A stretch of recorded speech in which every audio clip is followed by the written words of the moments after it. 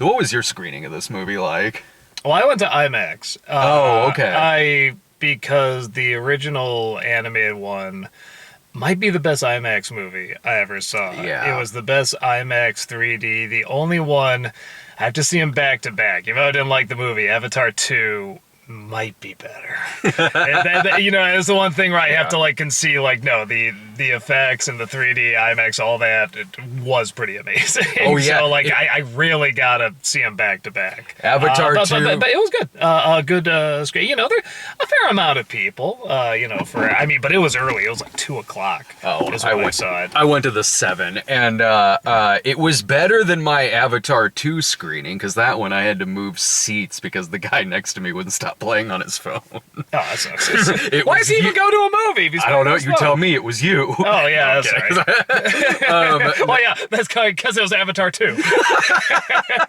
This one, the reason why I asked that at the beginning, this one I probably could have done that during, because I was the only freaking one there. Really? Okay. I went to the 3D screening, which, no matter, I take it this movie's probably going to do very, very well. That'd be my guess. Yeah, I didn't go into that theater and see that and think shit, this is going to bomb. It wasn't that. It was more whenever I go to a 3D screening anymore, no matter how big, outside of Avatar, no matter how big or small it is, there's usually not that many people there. Interesting. How was the 3D? Because again, in IMAX, the animated one, mine wasn't in 3D because...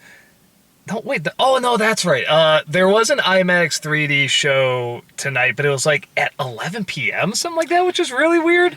So I'm like, IMAX is probably just enough, but I was curious how the 3D was. Fine. Okay. Not the 3D in the original one. I remember being better. I remember that 3D being pretty good. Actually. Yeah, on IMAX especially. Yeah, and mind-blowing. this, I was actually surprised. I was at the 7 o'clock showing.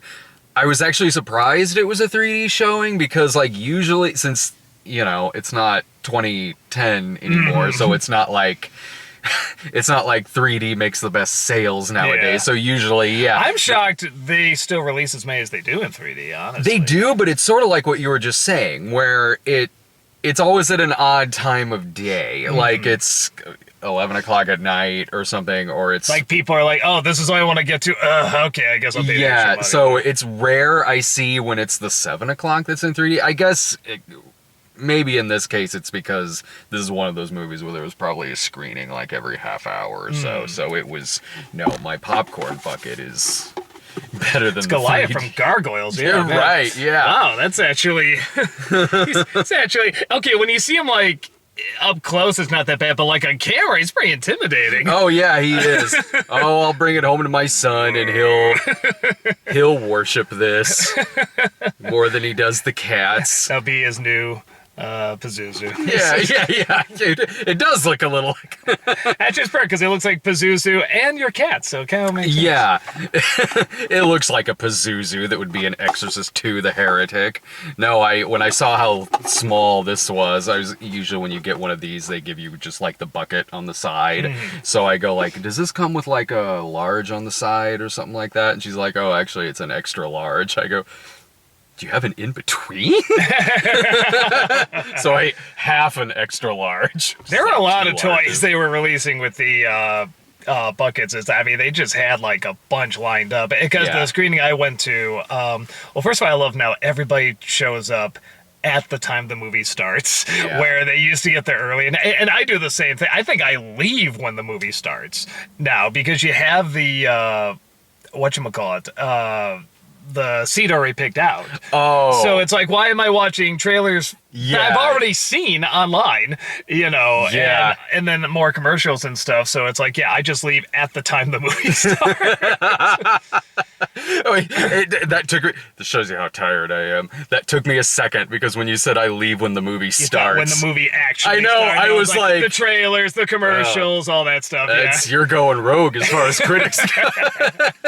I'm just reviewing. Well, with this one, would have made that big a difference. You see one. Yeah. I was curious what you thought of this, because I was more lenient on Lilo and Stitch than you were. I gave it a positive review, but was in the sense of like, well, I'm not going to watch it again. I'm always going to watch the original. But there was enough things about it that I liked that it certainly held my interest and kind of at least bumped it up to like kind of a generous B.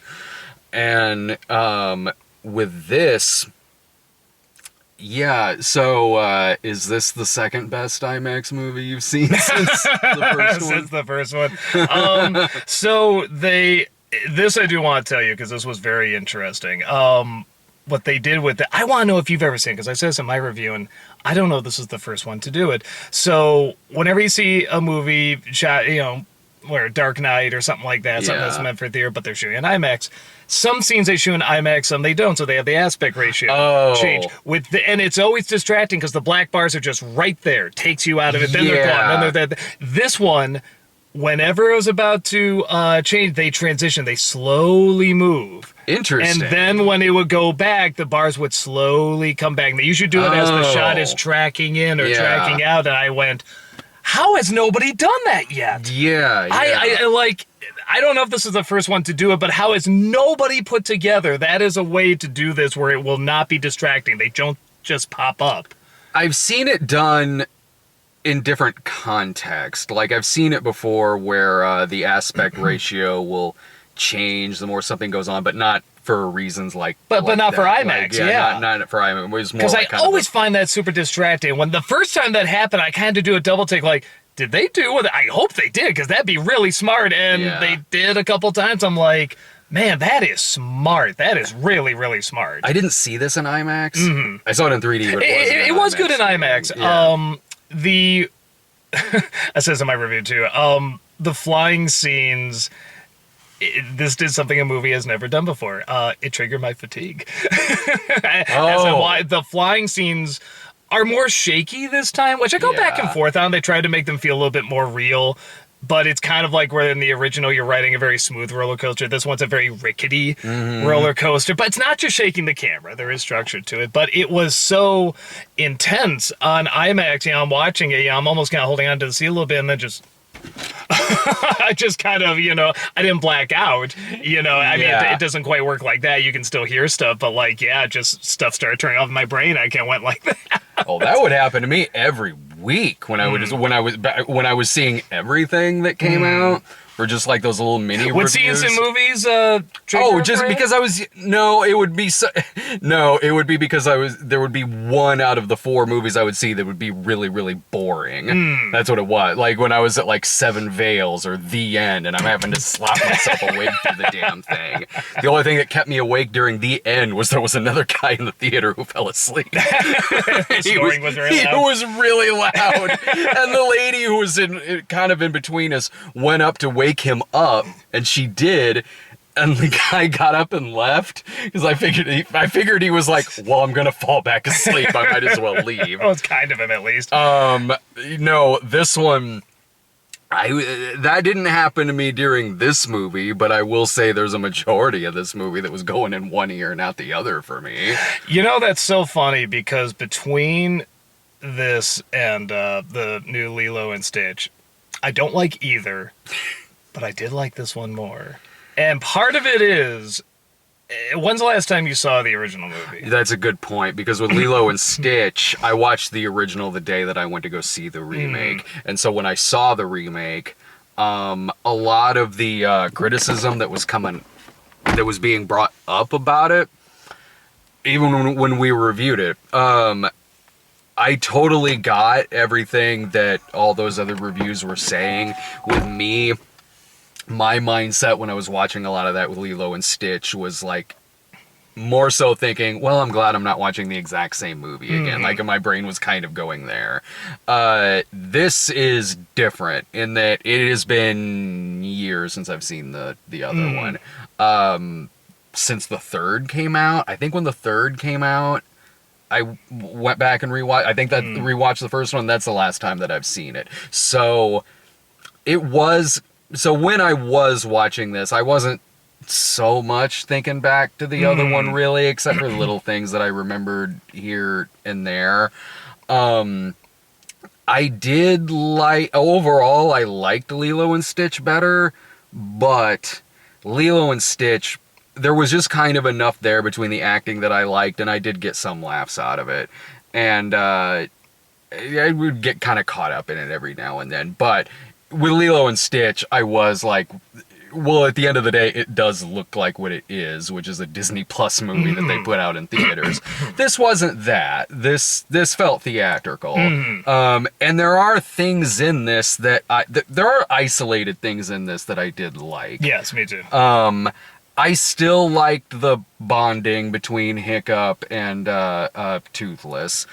I really like the scenes with Hiccup and Gerard Butler. He's really good. He's that was great. That was very, very smart to cast him in this role again. Yeah, it was. And I do kind of like that regardless of how I feel about this one, in comparing it to these other remakes, this one you could at least have kind of an experiment with, whether it's in a class or something else, in that it's the same guy who made it. Yeah, so what doesn't work for me is the exact stuff you would think doesn't work. I've seen this before. Yeah. It's line for line. It's shot for shot. It's color palette for color palette. Yeah. I mean, it's some of it's just so ridiculous.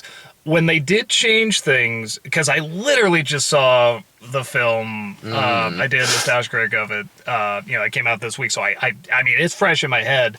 And the few problems I had with that film, because I do like the original quite a bit, they did improve on here, but they're minor things. Okay. They're just little things. Yeah.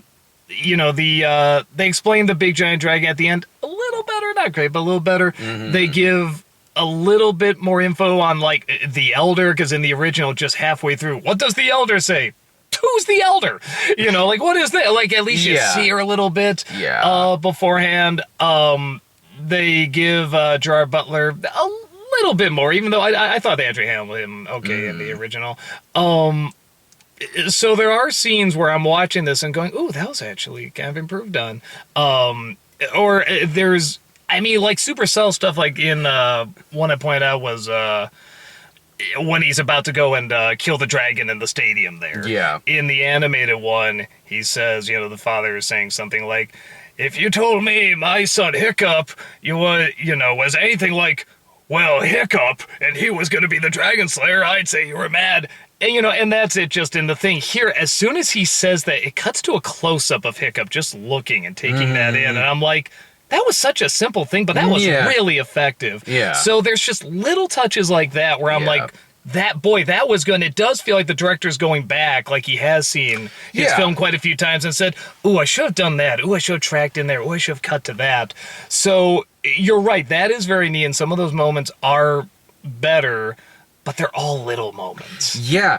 That's a really good way to put it. Because I was, throughout a lot of this, that's what I was thinking. I was like, this little thing would happen that I would like, whether it's the scene that you just said, anything with him and Gerard Butler, him and Toothless bonding, getting to be friends and all that. There was those little moments that I still liked, and it was those moments that I didn't think this movie was soulless. No. Because, I mean, it is the same guy who made the other one. So, like, you can kind of tell a little bit in the, okay, it looks like he's trying to put the same heart back into this. It doesn't, I wasn't crazy about this movie, but it is not one of the worst of this genre by far. What was taking me out of it a lot was everything else about it that just wasn't really bringing me into it. Largely the group of kids. Yeah, it was a lot of that. And I know that sounds like a minor thing. They're in this a lot. And I don't know how that compares to the original, but it got to a point where I was like, it feels like Toothless, honestly, isn't in this movie very much. So it's funny that you said you like the connection between Hiccup and Toothless, because that felt surprisingly empty to me. I was trying to figure out why did it work so well in the other one, and also why did it work better in Lilo and Stitch? Because I don't like that movie either, but I felt more of a connection between those two. Yeah, and I get that. And they're both animated characters in a real life world, and I think what I put together is that with Stitch, yes, he's a little CG cartoon, but he can talk, he can smile, frown, like he has arms and legs, he can walk around. And they have more screen time. Yeah. Toothless is this different creature. He has to learn how he reacts. He has to learn how this thing communicates. We already know how, so if anything, it should give us an advantage. But it's also got that disconnect that we just know he's not there. And he's not, at least with, the girl and Stitch, they're about the same size. They can look each other in the face. I mean, Toothless is huge. The camera can't fit most of him half the time. Where in a cartoon, you can accept that a little bit more because everything is just in that world. You don't have to convince us that thing is there. Yeah. Let alone you have to read his facial expressions and everything. And then on top of that, I mean, yeah, it's just impossible to separate yourself from the other film because it is line for line, shot for shot, the same thing. So you're just going to think back to how much better it was done there. And with the kids, this is something I forgot to mention, Mike, so I'm glad you brought it up. The humor's not great in this movie. I can't say it's awful. I can't say they're groaners or anything like that. But first of all, there's almost no new jokes. Every single joke is the exact same from the other one. Yeah. And those jokes, even though they're well written, they are written specifically for an animated movie. Yeah. And there's one joke here. There's one new joke where I said, oh, that's good. And that felt like a live action scene. Gerard Butler's going around and he's saying, we're going to defeat him, right? And this whole room of Vikings go, right? And, it goes in there, right? They all go, right? The music's building, and then just the music stops. He looks to this one random guy, just goes, right? And the guy the big guy just goes, well, no, sir, I think you're correct. Yeah. And, and it was just such an odd little human moment that wouldn't work as well in animation, specifically like a live action bit, because it feels like a weird in real life thing where animation not only works differently, but the voices of these characters also are naturally funny. I mean, Hiccup has a funny voice in the original, so he sounds geeky, and he's not good looking in the original, but he's not ugly either. He's just kind of awkward. Where I was saying this kid looks way too much like a leading man, which you could also argue, okay, you could say he's like the son of the chief, though. He's kind of the pretty boy who doesn't realize what he's getting into and everything. But with the voice of the other character, he's just naturally funny. And I felt like the dramatic moments with him were fine. The comedic moments with almost everybody weren't bombing, but they weren't making me laugh either. And I think it is because those were designed for an animated film, not a live action film. And while there is a lot more crossover than you could argue ever has been recently, they're still not the same, and you can't do it line for line. The humor was one of my main problems with this. As far as Hiccup and Toothless, I didn't have a problem accepting that. Like, maybe because that was one of the few things that was working for me here. And it could also be he looks like a giant cat with wings. So I was... No, I like that. They combined a couple animals with him. I usually got the cat. Though it wasn't, it's funny, the one moment where I did actually kind of, like this creature in this version was when he weirdly started acting like a dog at the end. He started panting a little bit. And maybe that's part because I'm like, well, okay, he didn't do that in the original. And that's kind of different. That's endearing. When he gets up, he's been... I'm like, it's weird he hasn't done that before. Again, it was more cat-like. But it's like, okay, that's a little different. And I'll kind of take that. So, again, I do wonder how much of it is just I'm so thinking back to the original. But it is funny that you said you had a little bit more of a disconnect with this than Lilo and Stitch, because my assumption was anyone that just saw it years ago or it hasn't really checked it out that often would probably like this fine. No, I mean, probably, but even though it has been a while, when I was watching all the jokes in this, I was still thinking exactly what you said, which was these side characters work well in an animated movie. When I'm watching them here, and it sucks because they're in a lot of this movie. There are a lot of sequences here that are honestly really, really repetitive. Like, there's a lot of segments that just kind of feel like about the same thing happening again several times that can be condensed quite a bit. There's one moment, just before you continue, the one moment where I said, okay, that is Disney live-action remake bad in terms of storytelling. one of the side characters doesn't get along with his dad. The dad pretends he isn't there. Yeah. And then at the end, the dad sees him and acknowledges him. Sounds familiar. It sounds like the exact movie we're seeing with the main character. Why did they do that? That wasn't in the other one? No. Oh, okay. So why even I don't remember that. do it? Why steal the thunder from the main story? Yeah. And they don't do it very well. It's not structured well. He's the only one, aside from Astrid, which you could argue is kind of a main character, the only one of the side characters that gets a little bit more than just, comic relief, I guess. But it's like they're doing the exact same thing with the main character, so why do it again with nothing new added? I didn't know that wasn't that's a thing where I didn't know that wasn't from the original because like at least not that I remember. It's been a while for me, so if it is, they downplayed it even more in the original. This was more so just I don't care. Yeah, like that was it because it kept cutting back to them so much. I did think the humor in this was like pretty awful, which is weird because like I remember liking them in the other one, and then it hit me when I was watching it. It was just these kind of jokes with the right voice actors in the other one, and the animation to go along with it.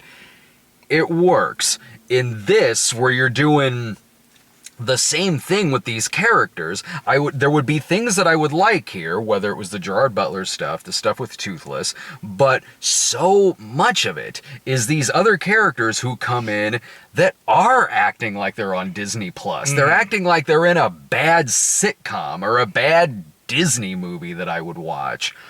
And I keep forgetting this isn't a Disney movie, but it's like that. The funniest thing that came out of this was that meme when the movie was announced, or it was The Simpsons. I know what you're talking about. Yeah. Disney, no! I'm right here. Sorry, force of habit. Dreamworks, no! Yeah. That was probably the biggest laugh I got. I really didn't get any laughs out of this. And the supporting characters in this movie, for me, they ranged from, at best,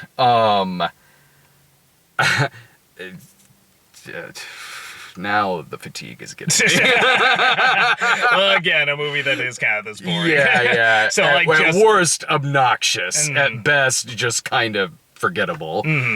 Well, in the so it's funny you mention that too, because the Astrid character, they made a change that at first I'm like, all right, well, let's see. Well, first of all, did you recognize that's the girl from Dumbo? I wondered. I did. I was like, I got halfway through the movie and I was like, is that? Well, she's better here. She's gotten better. She was on Last of Us. She was in Last of Us. She's gotten better. But they make her kind of a sourpuss in this because in the original, she just wants to be the best. She just wants to be the dragon. She wants to win. And that's, I think, especially for a kid, that's very relatable. In this one, they give her a little bit of a I'm trying to remember what it was, but something about she came from somewhere else, so she has something to prove, and she doesn't want to fall behind. So she feels like she doesn't want to just do this because she wants to, but she has to, kind of thing. And I'm like, all right, that's different. Let's see where this goes. And it never really goes anywhere. No. So when you get to the scenes where she's supposed to be really angry, A, they're not played that well comedically. And part of that is because B, it's not set up that way. And C, with animation, you can get the timing exact and you can go faster. You can take in more information with animation. So again, I was just watching it again, the character when she's, she punches the hiccup to the ground. And says, out. He's like, that's for lying. And she takes the axe and just drops it on him. The axe in cartoony stuff just goes boom like that. And then she catches it again. You don't even see it happen. And she says, that's for blah, blah, blah, running off. I don't know.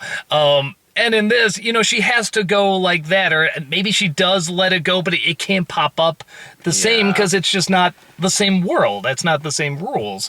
So just little things like that. Again, that's written specifically for animation. It works so well in animation. That's just kind of awkward in live action. Yeah, and like little things like that I didn't remember. So with me, it was more, I just find you unlikable. Like, that was it. Like, Hiccup's just like, I love her. I'm like, why?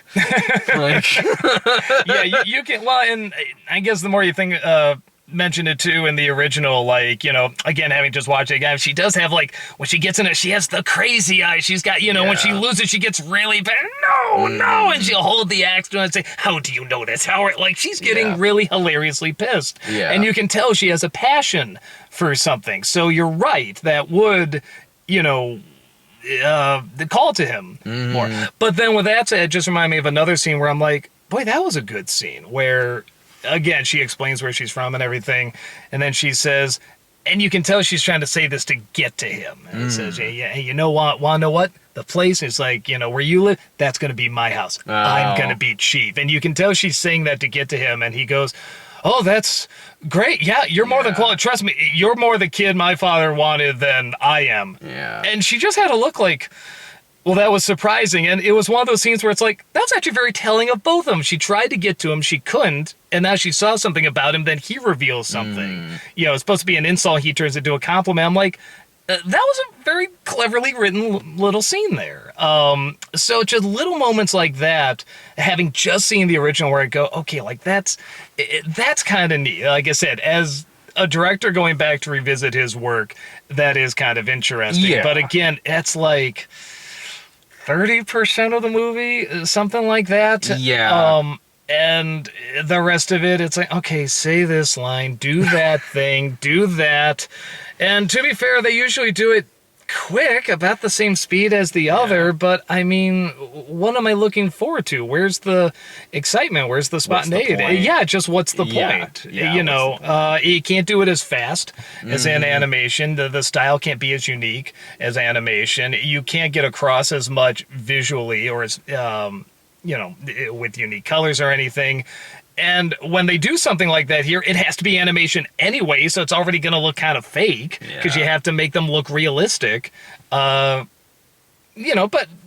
little things like the redesign of the dragons, with the exception of Toothless. I don't know, Toothless just does not look like he belongs in this world, this live-action world. He looks like he belongs in an animated world. Sure. The other dragons, I was actually very out. They were unique looking. Yeah. They had good colors to them. I like the little one had the lizard eyes, the gecko eyes that turn this way. Yeah. And I'm like, boy, that's very unique, and I don't usually see that with dragons here. It's only specific to that one little one. So I'm like, okay, that's actually little touches like that, because a lot of these remakes do not focus on, except maybe production design, they do not focus on the little touches and the little winks and the little expression, like we see from Gerard Butler and sometimes Nick Frost and stuff like that. So I do appreciate it on that level.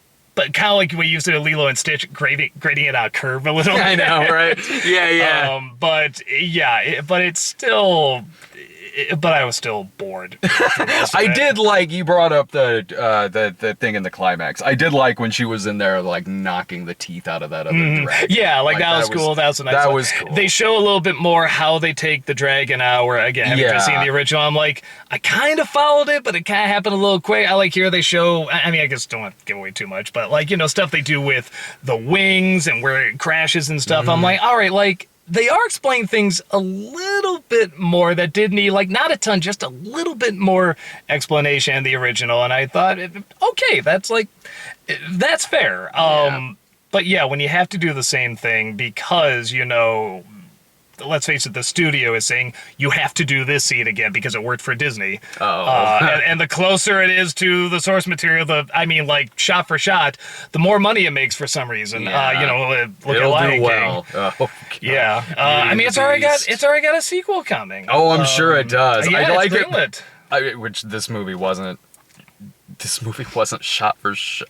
Dumbo wasn't shot for shot, but I thought it was one of the worst.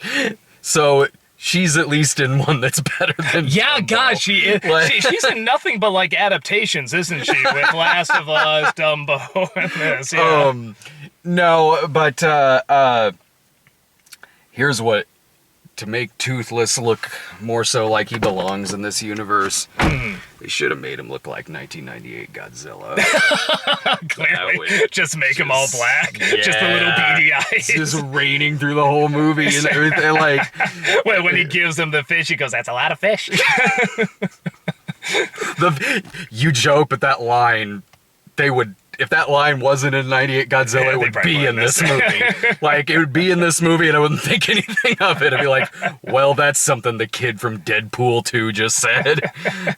Even when, it's like I'm remembering even more like, again, it's just because I saw the original, but when Toothless is stuck in the little, not canyon, I don't know what that's called, valley or whatever. Yeah. He sees him hunting after fish, so he gets the idea to give him fish, and I'm like, that wasn't in the original. It's like, because they don't know anything about him, so you don't know if he would eat fish or not. When they go to get the dragon book, in the original, it's just a little pocket book. In this one, it's like something you open up with a key and everything. It's like, that does make sense. It's like the book that has everything on dragon. They would lock it away. Like, it's one of those things where I don't like this movie, and I know it's just because I just saw the original, but just the little touches in there, I do appreciate, and I don't want to just ignore. Like, I do want to say that those are seen, those are appreciated. This film still doesn't work, though. No, yeah, because there wasn't enough of the stuff that I did like about it, and there was way too much of the stuff that I didn't like about it. So it didn't really even out for me very well. But I could see, I could see some people liking the movie just fine, because I don't think it's a bad film. I think and critics, again, I think critics are liking it because they probably haven't seen the original since it came out. Yeah. I think this also, when the comedy doesn't hit, it does point out more how very formulaic the story is. Yeah. And I said, look, this is one of the few live reveal stories that does work, but it's only because they did put a fresh new spin on it. So now when that new spin is pretty much taken out, because live action isn't enough, that's not enough of a new spin, you are going to notice, and the humor doesn't work, and there's nothing that new. You go, yeah, this is a very standard story. That thankfully does still have, like, good acting from Butler and everything. No, it does. And I don't remember, I was saying, the acting I don't recall being bad in this. At the most, with the exception of Butler, the most it's fine. I liked Hiccup. When he did the dramatic moments, I thought and he's a very good actor. He's from Black Phone, I believe. Okay. Let me put it this way. If not, I gotta make an apology in my review, because that's what I said. But I'm pretty sure he's from Black Phone. Black Phone. Yeah. And so the drag moments, for the most part, he did. It was just the comedic ones. Again, you can't blame him. It's just the same jokes that weren't written for live action. Yeah. I would give it, because again, I don't think it's a poorly made movie or anything like that. I think it's interesting how you're watching a director remake his own movie, and then you can kind of look at him and study him like that. I think that in and of itself has something going for it more so than a lot of these other live action remakes do. And I thought this was going to be the one I was probably like, not going to hate the most, but one of the ones that, like, I thought I was going to dislike this more than Snow White, because I was like, man, this is just so close. It's such a shot for shot. This is going to be such a betrayal and everything. But I was shocked on that basis, what you were saying, of seeing a director go back and retool some stuff. That was pretty interesting. Yeah, it does. I know you watch it in the same class that you watch the Vanishing movies in. Yeah. It's going to be a weird day. I was thinking of that, actually. Yeah. When a director gets to go back and redo something. Vanishing, Last American Virgin. 10 Commandments. Ten Commandments. I'm sure I feel Hitchcock has done that, like, before. But you know what I liked is, I was saying this again, my other one. What I think would work better is if they re-release the original animated film. Yeah. Have him go back and reanimate some scenes, restructure some scenes. Yeah. With stuff like this. And and don't Star Wars it. Keep the original. You can still see it. Yeah. But there is like this, animated director's cut or extended version. I think would be interesting. People get to see it on the big screen again. But since they already made this movie, I hope they do a shortened version of this, because it didn't need to be a half hour longer than the original. Like, I was feeling that, or I was just like, man, some of this is just getting padded out to a little over 2 hours. I'd give it a C. It's better than Snow. I think I gave Snow White like a C or a C minus, but this is better than Snow White. But You know, especially with it being Father's Day weekend and the kind of movie that it is, I'm sure. Boy, I didn't even think about that. About son connecting with his father. Yeah, I'm sure that there'll be families go see this. There is enough that's decent about it that I could see why you'd go do it and like it just fine, especially if maybe it's been a while since you've seen the other one before, but just watch the other one. The other one's a better movie. Exactly. Like, you know, this isn't terrible, but whatever. Like, I'll be watching the original one with my son. Yeah. I'd probably say C-. Yeah. I'm around that. But I guess I would say if, like, I had no interest in seeing this movie. You know, I'm seeing it because of my job and everything. If you have any interest in it, you're like, oh, that might be good. I think you'd like it, you know, because they have to see it's almost a shot-for-shot remake. Yeah. But there's going to be things in it, you know, little things, but that are improved. Or if you don't have that much memory of the original and you're just, oh, yeah, I remember that. Maybe I should check this out, you know. I think you like it fine. I mean, we can't speak for, you know, all the audiences or anything, but that would be my guess. And from what I see from critics and even audiences, that seems to kind of be the gist. Yeah. But yeah, if you watch the original a lot and, you know, like you grew up with it or something like that, and you're like, you see it as like sacred, you know, whatever. Yeah. My guess is you're not going to like this. It was the humor that sank it for me. Like, that's really what it was. Like, it was that was grating on my goddamn last nerve. Yeah, because the other one is legit funny. Yeah, and it does have a good sense of, and again, even the animation reflects it. The dragons are kind of silly looking. Yeah. You know, they got eyes out here and, you know, just the little black dots for the pupils and stuff like that. I mean, it shows when it gets serious, it surprisingly works, but it is meant to be funny. Yeah. You know, as soon as you hear Jay Baruchel's voice, you know, like, that's a Viking, that's it, you know, like, you know it's meant to be humorous. And yeah, I mean, God, so many lines this poor kid whenever he had to say, and now we have spinning. Thank you for nothing, you useless reptile. It's like, oh God, that was so much fun. You're embarrassed. And now we have spinning. Thank you for nothing, you useless reptile. I mean, it's like, he just made those so funny. And he could do the dramatic moments surprisingly. Yeah.